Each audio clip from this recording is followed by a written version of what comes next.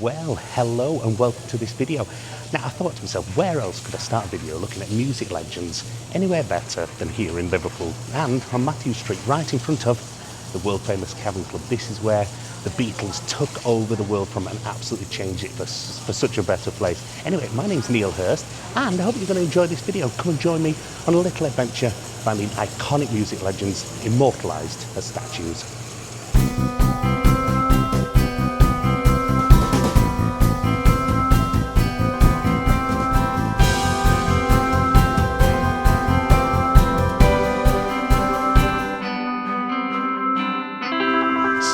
Welcome to this video, and I really hope you're going to enjoy this. I'm really looking forward to a little adventure whizzing around the country trying to find statues of music legends and icons that are immortalised as statues all over the place. Anyway, I'm here right now, like I said, in Liverpool. So if we're in Liverpool, there's only four lads we can be talking about, isn't there?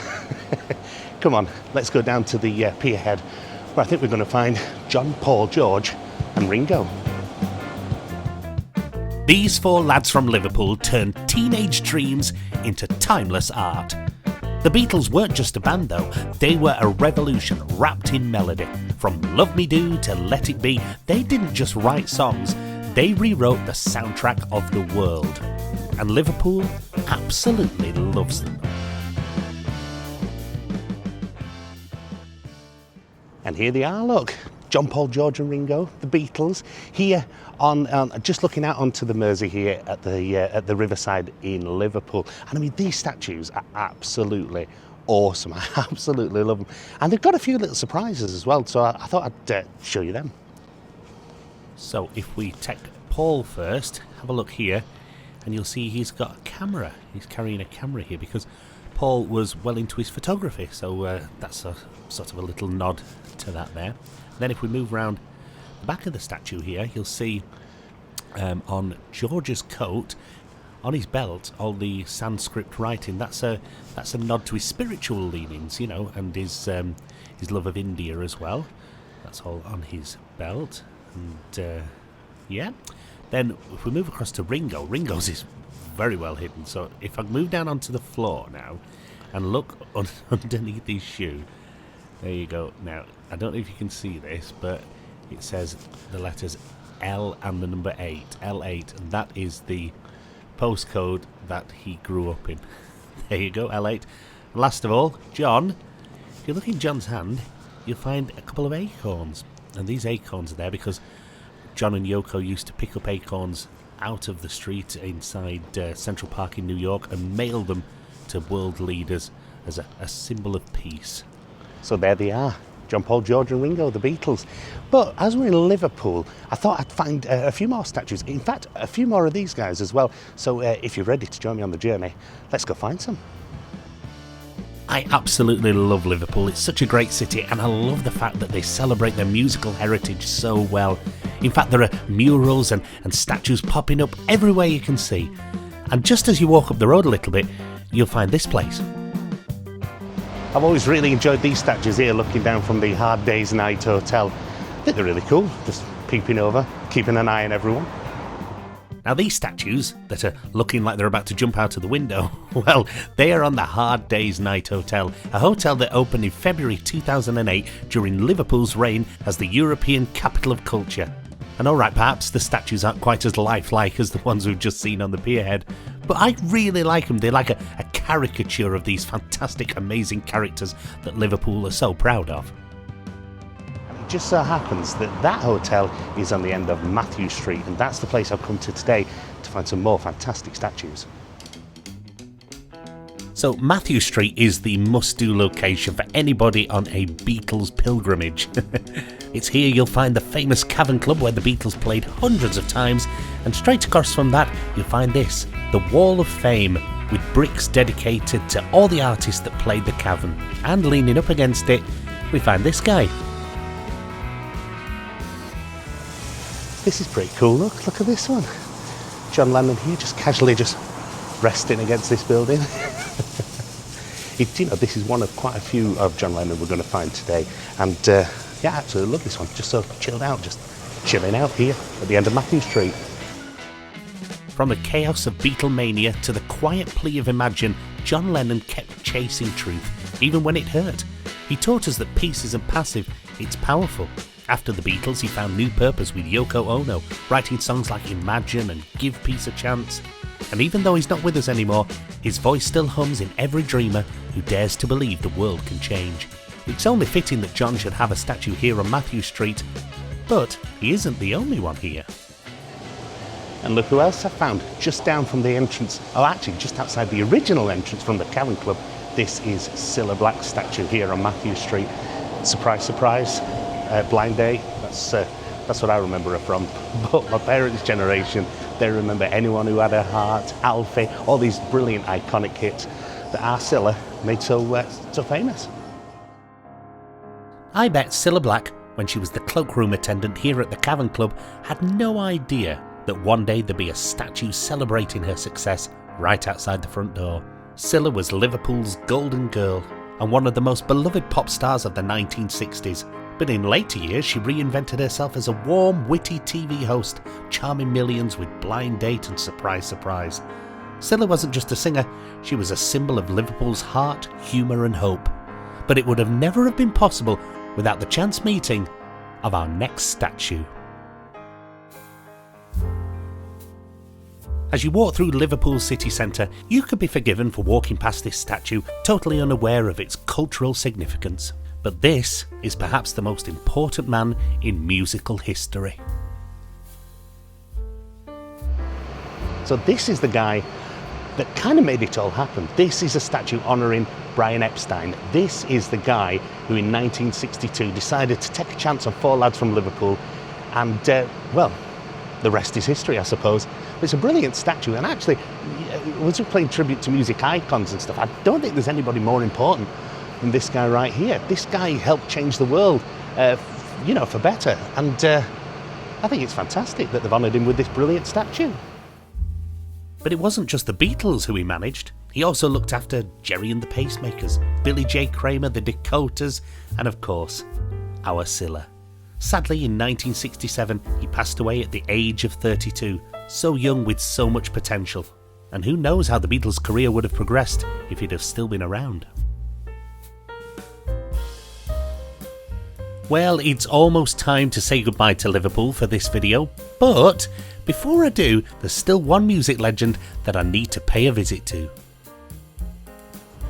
Now, just a short walk down the pier head from the Beatles statue, and you're going to find a statue paying tribute to another pioneer of British rock and roll music. And he's just over here.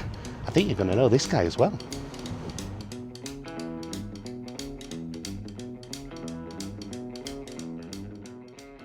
Jealousy, Wondrous Place, Halfway to Paradise.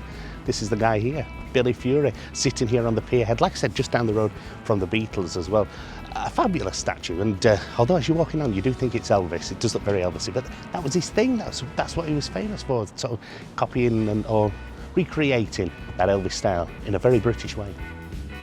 Billy Fury was one of Britain's first true rock and roll stars. He had the look, the swagger, and a voice that could melt hearts. And despite battling health problems throughout his life, he stayed devoted to his music. Billy Fury paved the way for every British rocker who followed, a Liverpool legend whose heartbeat still echoes through early rock history. Anyway, that's long enough here in a windy Liverpool. It's time to head a little bit further south now. I'm going to head all the way to the Midlands area. But on the way, I'm going to find a few interesting and fantastic music legends captured as statues. Come on. So, with a little bit of Sgt. Pepper pumping out of the car stereo, I pointed my car down the M6 on the hunt for iconic music superstars. And for the first stop, I decided to pull in just around Stoke-on-Trent. So, I have just arrived in a place called Burslem, which is just outside Stoke-on-Trent, and I'm here to find a rock legend who was born here in this town. And I absolutely love this statue. I've seen pictures of it online. I can't wait to see it. It's relatively new, actually, so let's go find it. Who'd have ever thought that this quiet little town in the heart of Staffordshire would be the place that the heaviest of metal was born? This place gave us the raw power, the whiskey-soaked truth, and the sound of rebellion itself from the legendary Lemmy. Lemmy was, of course, the frontman for Motorhead. But he was so much more than that. He was rock and roll. He lived fast, played louder, and never apologised for it. And what a legacy, eh? This is the guy that defined what it means to live loud and die proud. And the town paid tribute to that with this fantastic brand new statue.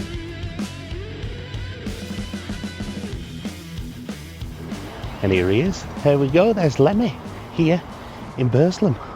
I love a bit of Lemmy. Love a bit of Motorhead, don't you? Fantastic. And I especially love this statue as well. Apparently some of Lemmy's ashes are actually in the plinth that the statue is on top of, so that's pretty cool. It's almost like he's here himself. And I actually just heard him say that he thinks it'd be a really, really good opportunity right now to like and subscribe to this channel. That's right. Hey, it's not me, it's Lemmy. In all seriousness though, this is an amazing statue. I actually think this is perhaps my favourite statue I've seen so far. I love it.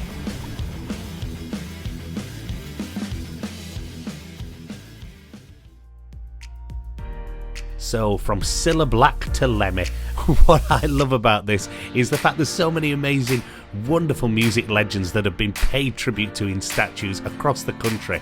I think I've ticked off quite a few already, but it's time to head south now. I'm heading to London's famous London, but on the way, I've got a little stop off to make. So, I've made it all the way back to Aylesbury now. If you saw my video about the comedy statues, you'll remember I was here to see Ronnie Barker. Well, I'm back again because I've come to see an absolute legend of the world of music and pop and rock, an absolute legend. And he's just round this corner here, so see if you can guess who this is.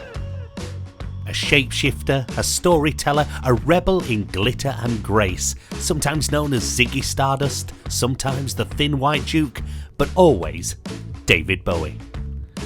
Bowie taught us that identity isn't fixed, it's art. He turned sound into colour, fear into fashion, and mystery into melody. And he showed the world that being different isn't a curse, it's a superpower. David Bowie didn't just change music, he changed how we see ourselves. Forever strange, forever stardust. It's David Bowie here in Aylesbury. This is a great statue, this. I love how there's two versions of him. And it was designed and sculpted by a guy called Andrew Sinclair. And it's here just opposite from the Waterside Theatre and down from the centre of town. So if you're in Aylesbury, give this a visit. It's David Bowie. Oh, and I forgot to mention that on the hour, every hour, this statue plays a Bowie song. That's right, a statue of a legend and an iconic Bowie hit. What more could you wish for, eh?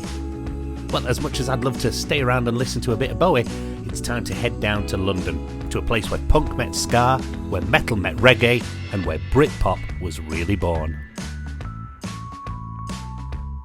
So, you can probably tell I'm in Camden now. You see, I'm on the lookout for an absolute pop icon, a British pop icon who just so happens to have an amazing statue just around here. And I think it's over there in Camden Market, so I'm going to cross the road very quickly and go find Amy Winehouse. That's right, that voice. It could turn heartbreak into art and chaos into melody, as she sang like she'd lived 100 lives, all before the age of 25. Amy Winehouse carried Camden soul in her sound, jazz in her blood and Motown in her heart. But she wasn't trying to be perfect, she was just trying to be real, and that's what made her timeless, haunting, beautiful and unforgettable. I found her, but wow, it's like mega busy. See if I can get up close. Found her. Yeah, it was absolutely packed. But I suppose that just goes to show how much we still love Amy and her amazing, amazing music. This statue is right in the centre of Camden Market, and although I had to go searching for it, it really is a must-see tourist attraction if you're ever in the Camden area. That was cool, I found her. Right, I'm heading into centre of London now, Carnaby Street actually, where I'm going to find a Beatle. You've got to have another Beatle, haven't you? You can never have too many. So yeah, come with me, let's go down to Carnaby Street and let's find John Lennon.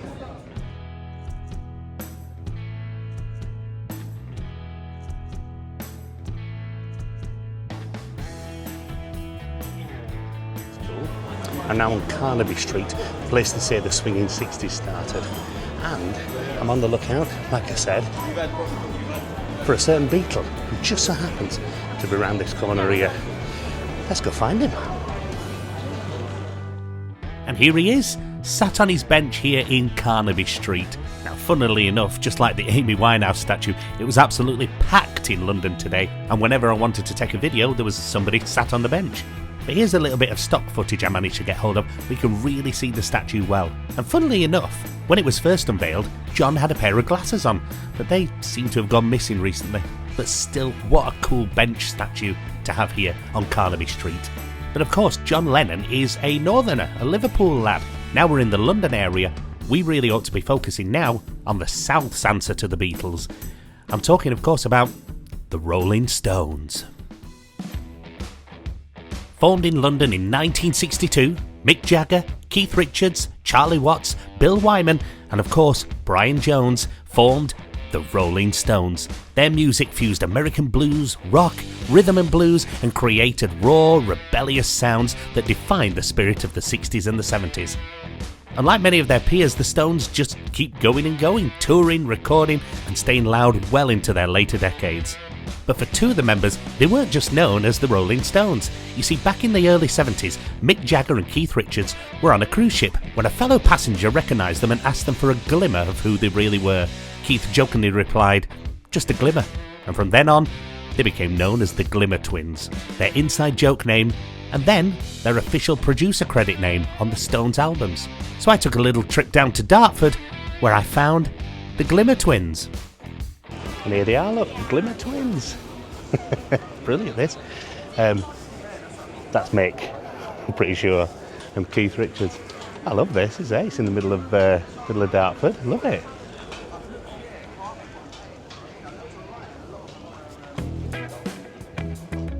I just think it's absolutely amazing seeing all these fantastic statues all over the country of proper music legends. But of course there's a few that I've not been able to get to, so I thought I'd show a few of them to you right now. Just outside the Hull New Theatre, you'll find this fantastic statue honouring the legacy of David Whitfield. Back in 1953, this guy here became the first British male artist to have a #1 single in the UK with his hit Answer Me. If you were to go even further north, you'll end up in Scotland, and you might end up in the town of Kirriemuir, which is where you'll find the statue of lead vocalist and lyricist of the hard rock band AC/DC, Bon Scott.